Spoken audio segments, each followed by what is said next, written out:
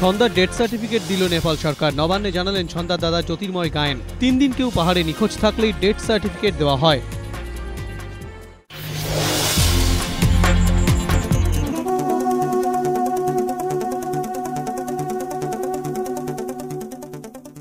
ওর নাম ফুলেকো, ফুলেকো the armadillo, Brazil বিশ্বকাপের mascot. এই ম্যাসকট তৈরির নেপথ্যে রয়েছে গল্প।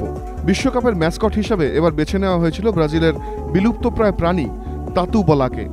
এটি একটি আর্মাডিলো। শিকারীদের তাড়া খেলেই সে প্রাণ বাঁচাতে একেবারে বলের মতো গুটিয়ে যায়, শরীর ঢেকে ফেলে গোলাকার ঢালের মতো আস্তরণ। কিন্তু ম্যাসকটের নামকরণের নেপথ্যে কি? ফুলেকো দুটি পর্তুগিজ শব্দের মিশ্রণ, যার একটির ইংরেজি অর্থ ফুটবল আর একটি শব্দ হলো ইকোলজি। এই দুই শব্দকে একসঙ্গে মিলিয়েই তৈরি হয়েছে নতুন শব্দ ফুলেকো। লক্ষ্য বিশ্ব ফুটবলের আসর থেকেই বাস্তু সংস্থানের বার্তা তুলে ধরা। নতুন ম্যাসকটের নাম কি হতে চলেছে তা নির্বাচন করতে ফুলেকোর পাশাপাশি আরও দুটি নাম উঠে আসে। তারা হলো জুজেকো এবং আমি জুবি। অবশ্য শেষমেশ 2012 সালে অনলাইন ভোটে প্রায় 48% ভোট পেয়ে জয়লাভ করে আজকের ফুলেকো।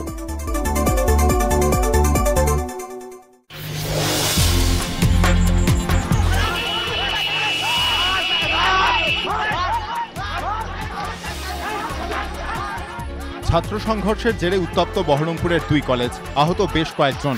পরিস্থিতি নিয়ন্ত্রণে কলেজে পুলিশ। বহরমপুর কলেজ ভর্তির ফর্ম বিলি নিয়ে রণক্ষেত্র বহরমপুর কলেজ।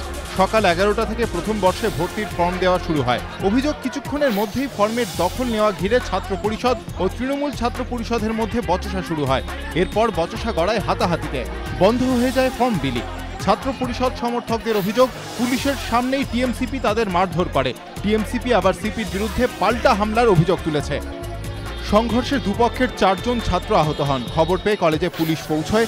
পরিস্থিতি নিয়ন্ত্রণে আসার পর ফের শুরু হয় ফর্ম বিলি। বহরমপুর কলেজের পাশাপাশি উত্তেজনা ছড়ায় কৃষ্ণনাথ কলেজেও। অভিযোগ, অধীর চৌধুরীর ছবি ছেঁড়া ঘিরে সংঘর্ষে জড়িয়ে পড়ে ছাত্র পরিষদের 2 গোষ্ঠী।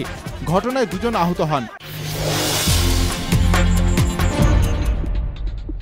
দীনবন্ধু এন্ড্রুজ কলেজে পড়ুয়াদের কাছ থেকে টাকা নেওয়ার ঘটনায় চরম অস্বস্তিতে তৃণমূল ছাত্র পরিষদ।